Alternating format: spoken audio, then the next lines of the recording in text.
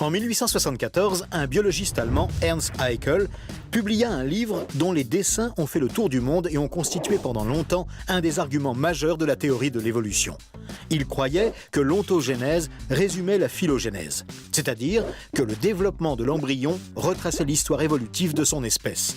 Pour lui, le stade phylotypique, les premières étapes du développement, montrait une étape commune à toutes les espèces et prouvait donc qu'elles avaient toutes un ancêtre commun.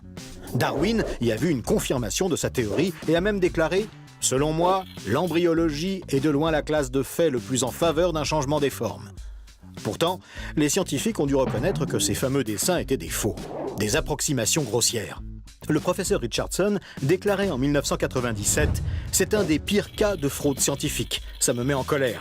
Il a pris un embryon humain et il l'a copié en prétendant que la salamandre et le porc et tous les autres se ressemblaient au même stade de développement. Ils ne se ressemblent pas, ce sont des faux. » Aujourd'hui, les chercheurs savent évidemment que ces dessins sont erronés, mais l'idée que les premiers stades de l'embryon retracent les phases de l'évolution continue à être acceptée. Si ce concept était vrai, ne devrait-il pas y avoir ressemblance dans la taille, les formes, le développement des masses cellulaires et le mouvement des cellules lors de la gastrulation? Or, ce n'est pas le cas. Les grenouilles, les poules et les souris sont radicalement différentes dans des caractéristiques fondamentales telles que la taille de l'œuf, les mécanismes de fertilisation, les modes de division et les mouvements de gastrulation. L'argument de l'homologie s'appuie sur le fait que l'anatomie de certaines structures de mammifères sont semblables. Par exemple, le bras humain et la nageoire de la baleine sont formés de 30 os et 17 articulations, tout comme la patte du chien ou du cheval. Et c'est le cas pour d'autres structures qui présentent clairement un modèle semblable, d'où la déduction qu'ils doivent forcément avoir un ancêtre commun.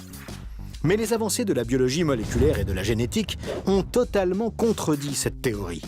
Si ces structures homologues provenaient d'un ancêtre commun, elles devraient se développer à partir d'un même groupe de gènes.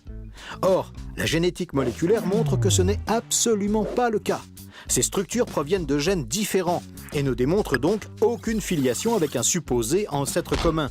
De plus, elles se développent de façon radicalement différente. Par exemple, le tube digestif se forme chez les requins et la grenouille à partir de deux zones très différentes de la cavité intestinale embryonnaire. Et pour les oiseaux et les reptiles, c'est encore différent, puisqu'ils se forment à partir de la strate inférieure et du disque embryonnaire. Et avec les membres antérieurs des vertébrés, c'est encore le même constat, puisqu'ils se forment eux aussi à partir de segments très différents de l'embryon.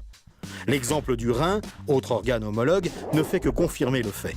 Alors qu'ils se forment chez les poissons et les amphibiens à partir du mésonéphros, un organe de l'embryon, chez les reptiles et les mammifères, ce mésonéphros dégénère complètement et le rein se forme à partir d'un tout autre tissu. Tout cela contredit le modèle évolutionniste. Et quant à la structure à 5 doigts des vertébrés, le fameux modèle pentadactyle, il pose encore un problème supplémentaire puisque les membres antérieurs et postérieurs suivent bien un même modèle, mais ne peuvent pourtant provenir ni de l'un ni de l'autre, ni même de deux membres ancestraux supposés. En effet, il faudrait alors supposer qu'ils aient évolué indépendamment, l'un à partir de la nageoire pectorale d'un poisson et l'autre à partir de sa nageoire pelvienne, et qu'ils aient abouti exactement au même schéma des millions d'années plus tard. Et question supplémentaire éminemment gênante, pourquoi l'évolution, qui est supposée avoir adapté chaque organe, chaque structure, pourquoi aurait-elle conservé cette structure sans la faire disparaître ou la modifier pour des organes aussi différents qu'une nageoire de poisson ou une patte de chien?